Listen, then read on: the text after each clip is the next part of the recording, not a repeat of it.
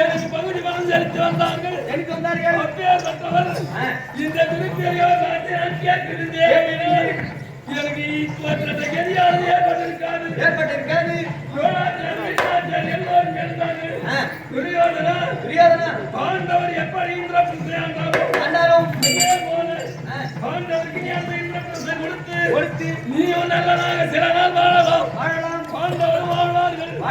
இரண்டாம் அனாய்த்த போராமை அப்படி என்று அவர் வார்த்தையை நான் கேட்கவில்லை.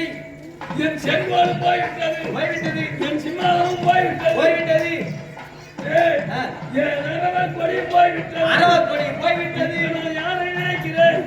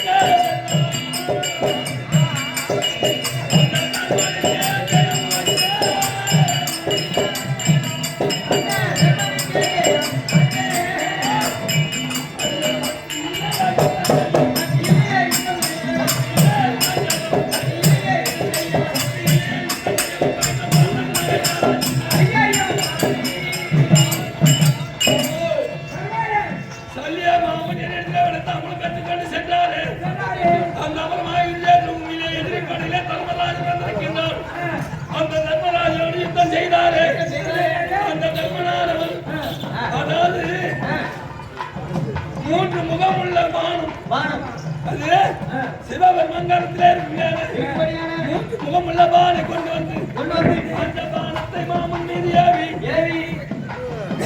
மாமனை கொண்டுட்டானா மாமா.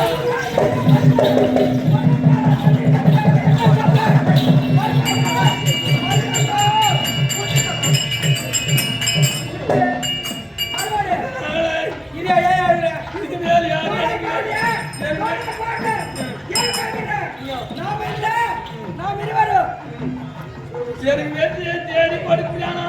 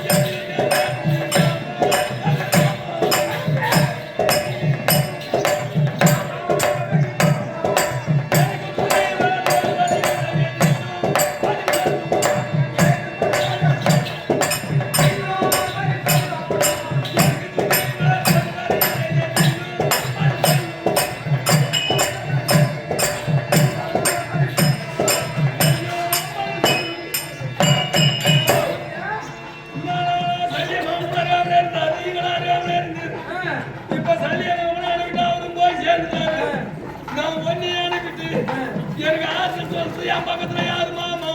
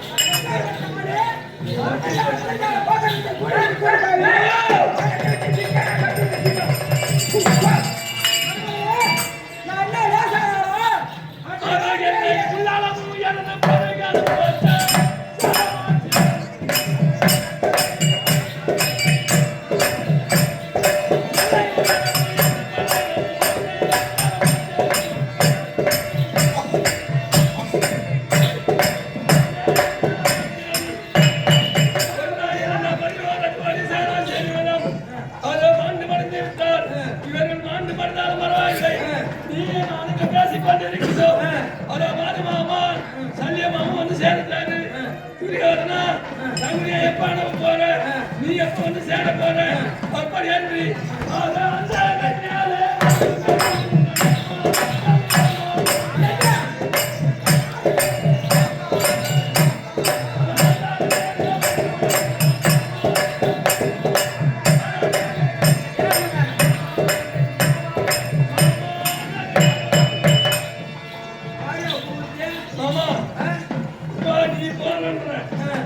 என்ன சொல்றேன் அது என்னோட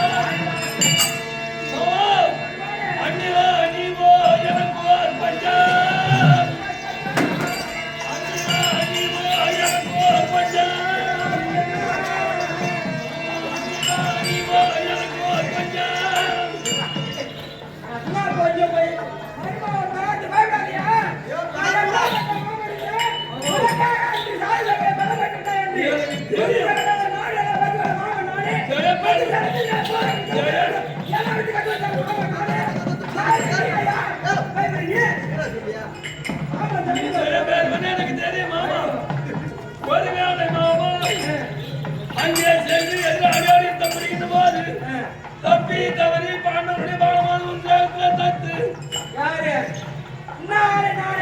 உன் உயிர் போவதற்குள்ளாக உன் பக்கத்திலே எடுக்கிற இடம் புடிச்சு வச்சிருந்தோமா நானும் வந்து சேர்ந்து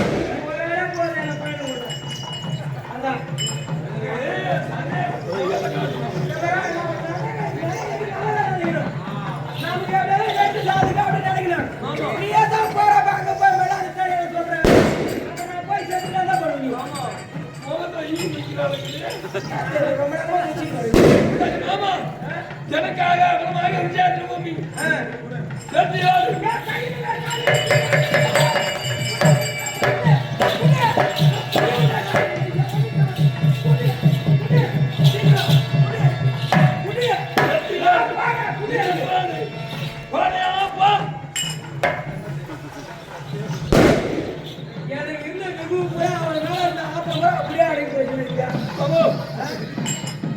குருஜேந்திர பூமிக்கு போறேன் அடி எடுத்து வச்சு அப்படின்னு கேக்குறேன் நாங்க எவனாவது குரல கொடுத்தான்னு வச்சுக்க பட்டு உயிரை விட்டுட்டு அங்கேயே உடனே எதிராளி உயிரை எடுத்துருமாமா இங்க நாக்கு தடமா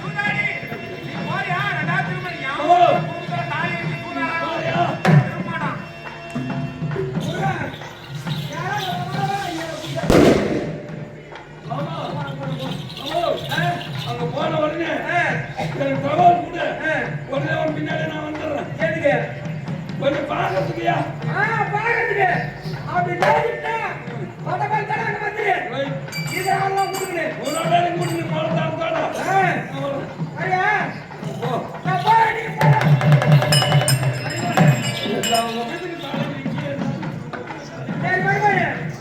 நான் போட்டேன் ஆமா போறியா நம்ம போறோம்னா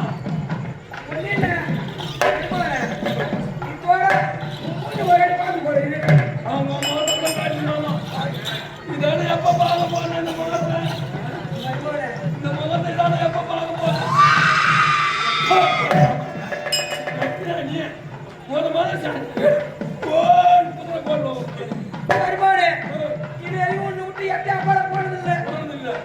சண்டைக்கு போறேன் நான் தான் பின்னாடியே வரமா மாட்டேன் வந்துருவியா நீ வரதான் பாரு எனக்கு தெரியும் எப்படியாவது வந்துருவ சரி போற வரியா கிளம்பி போமா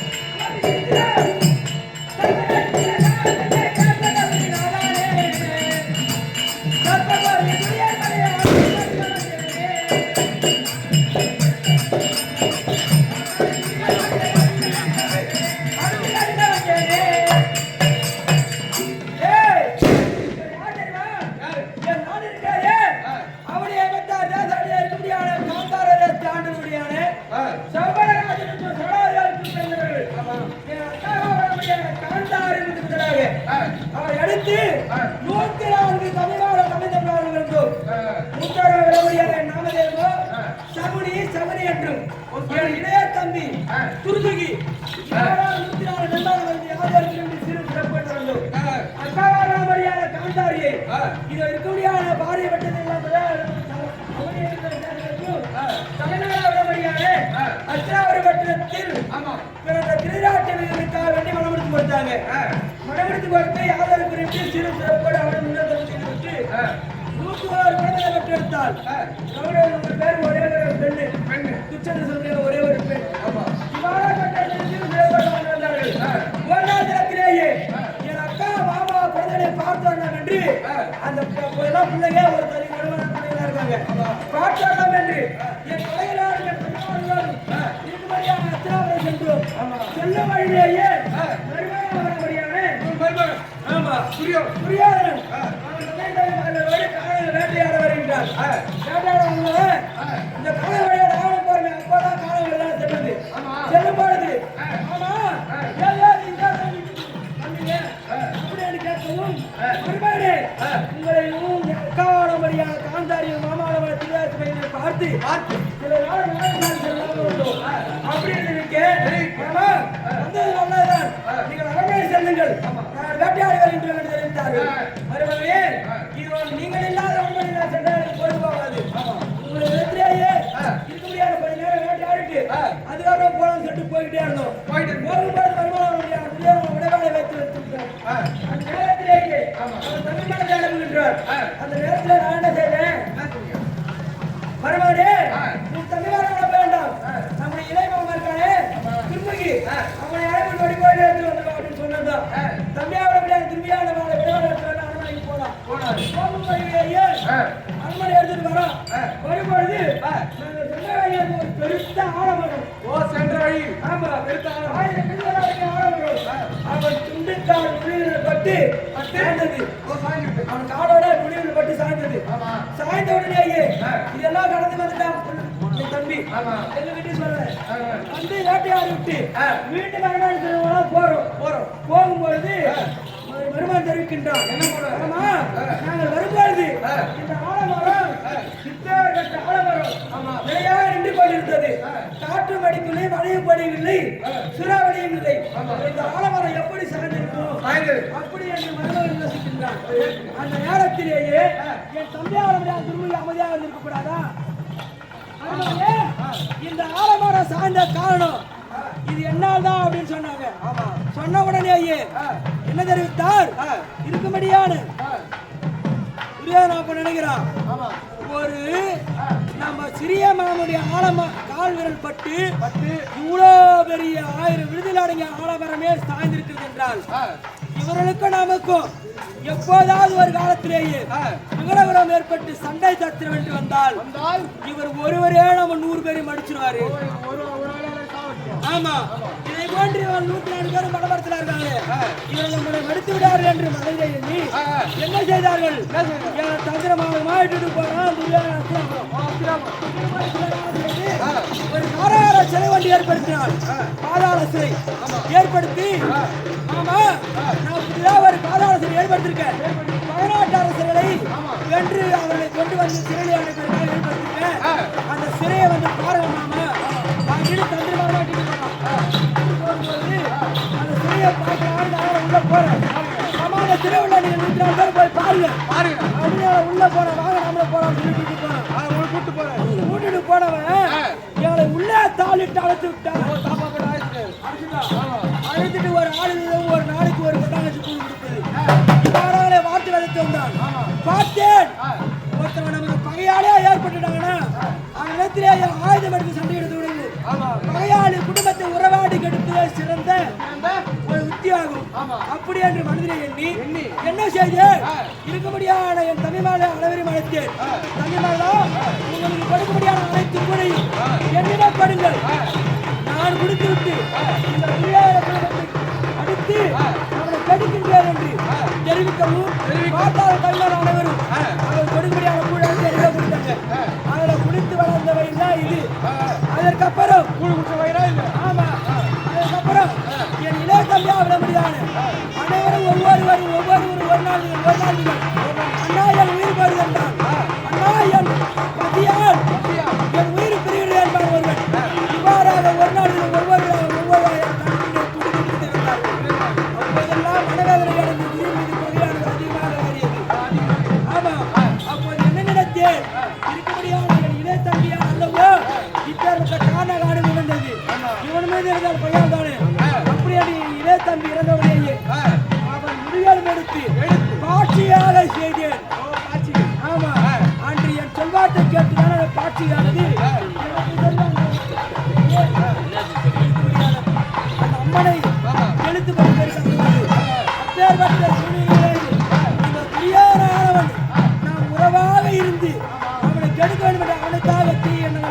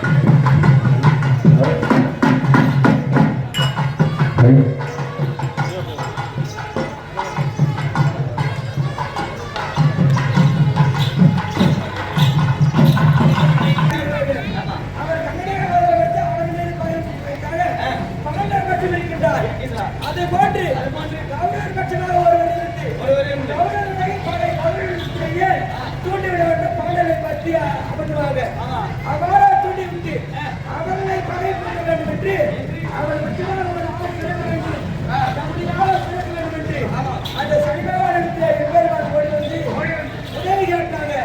அந்த நேரத்திலேயே சுவாமி இருக்க முடியாத கோவிந்தா கோவிந்தா என்று உங்களுடைய நாமதேயத்தையும் இந்த ராமநாமதேயத்தையும் உச்சரித்தவர்களை நான் பிடித்ததால் ஏற்கனவே பலவிதமான அவதிப்பட்டிருக்கின்றேன் இந்த சனி பகவான்.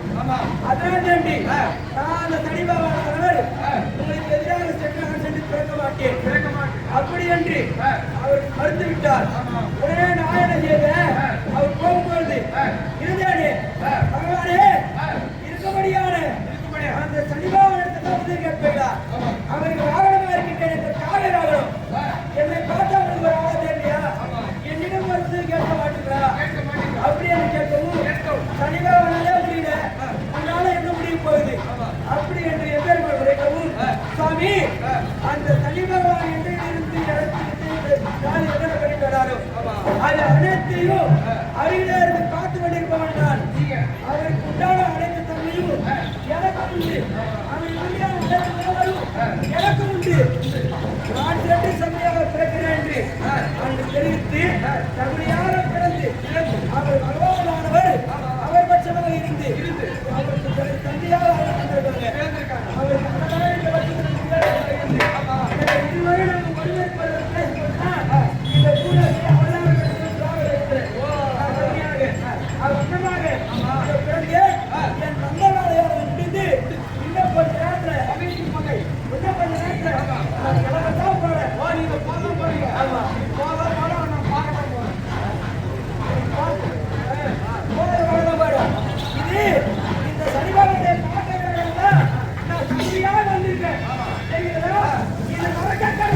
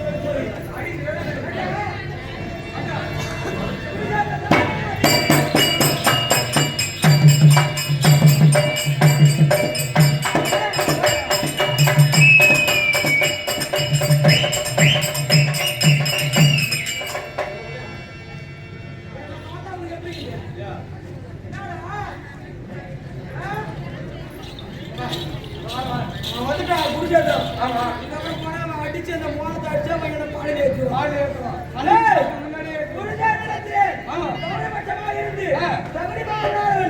யுத்தத்திற்கு வந்திருக்கான்.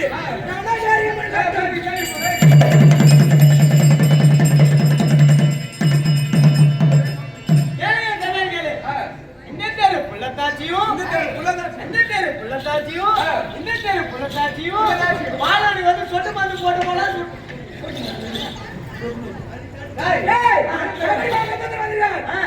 சத்ராஜ் யாரா இருந்தாலும்